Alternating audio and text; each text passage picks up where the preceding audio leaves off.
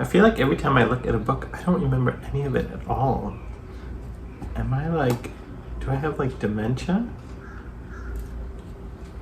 Or maybe a ghost wrote them.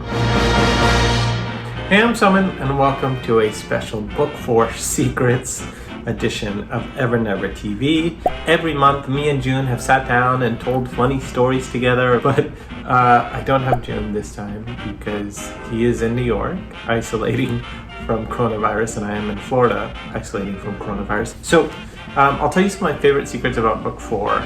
The first secret is that Rian, who is obviously a huge character in Book 4 and Book 5, I didn't have a name for when I started the new trilogy.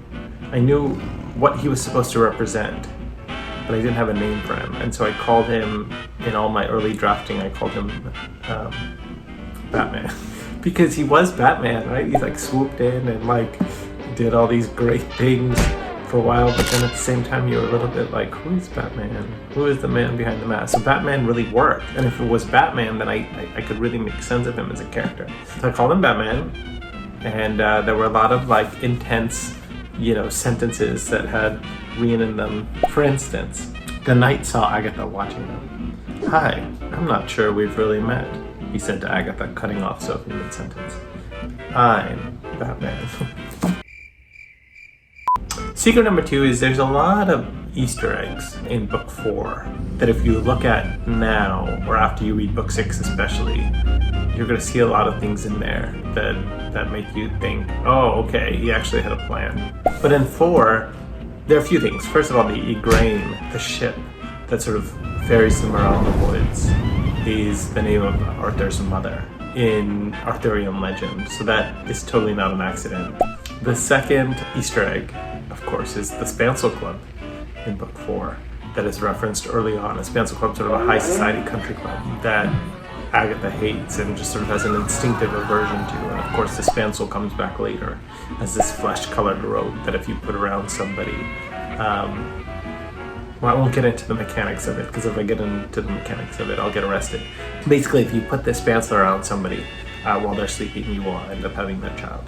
That's not something that Creepy Soman made up. It comes from The Once and Future King by T.H. White. The Spancel is a huge part of that Arthurian legend. It's in every version of the Arthurian story, except it just plays a different role in those stories. And so I served it to my own purpose, and the Spancel is a pretty magical, powerful instrument.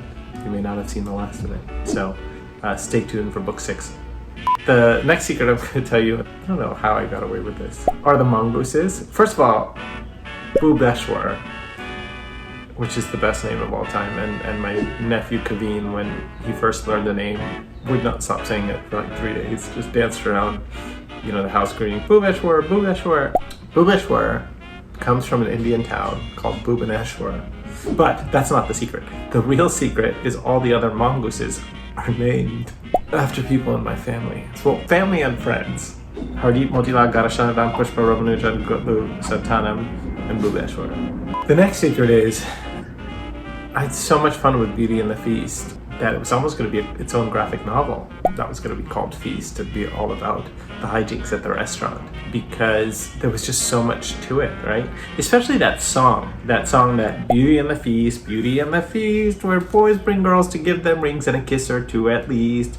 Girls wear your best dresses, let the boys take all your stresses. They'll order for you and make all of you feel like the very best princesses. Girls don't talk too loudly, boys don't talk too brashly. And both of you, this includes me too, no politics, they're ghastly. So enjoy your meal, please try the veal, don't slurp or burp or splash or gnash, and most important of all, always pay in cash. I mean, that's the tune that was in my head.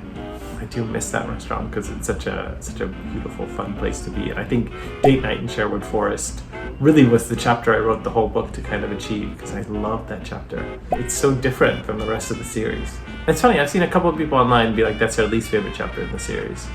I think because it's less about conflict and more about romantic entanglements and things like that. But to me, it's my favorite one in that book for sure, and is really, really top 5 favorite chapters in the whole series. And my last secret for Book 4 is that ending. It's the sharpest cliffhanger in the whole series. And I'll tell you how I got to it, which was that, because it wasn't the original ending. The original ending was after the first 2 chapters of book 5. That's where I was going to end it. So the first 2 chapters of book 5 were going to be in book 4. And I learned a lesson from book 1, where when I wrote book 1, I had more happen at the end. They went back to Gavaldon. There was sort of a resolution to the story. And my editor just cut it. She just said, what if we end with the final line of book 1, which is, they were gone, right? Let's just end there. And I thought, how can you end there? That's not an ending. She was just think about it, you know? And I thought about the way that fairy tales, the best fairy tales, kind of leave something wanting and leave you kind of breathless, right? And I thought, with the first in the trilogy, you really want to make that sharp. And so you're kind of left stunned, you know? So that you do feel like you're there for a longer journey. So as a big fan of Harry Potter, and each of those books had like a full-on conclusion that ended and everything left okay, and you felt like each book was its own kind of universe. And that's not really what I wanted for The School for Good and Evil. I wanted the books to all feel like one. So each trilogy would be its own book, and that required really having cliffhangers. So you did feel like you could read them all at a sweep, and they were all one book. You know, maybe in the future I could do a series like Harry Potter where each book is its own like thing. But I do love the idea of having something that is just a bigger story, and you know, each ending is a little bit of a like curtain draw. So those are some of my secrets for book 4. I'm going to post a lot more on Instagram over the month to come, so you should check me out there at Soman C. And stay tuned, because the trailer is coming very soon, the book 6 trailer, and it is unbelievable. You're gonna die. April 14th is the big trailer reveal date, and the following week we're gonna be announcing the big pre-order campaign that's happening for book 6. So get ready, it's only just begun. Bye guys.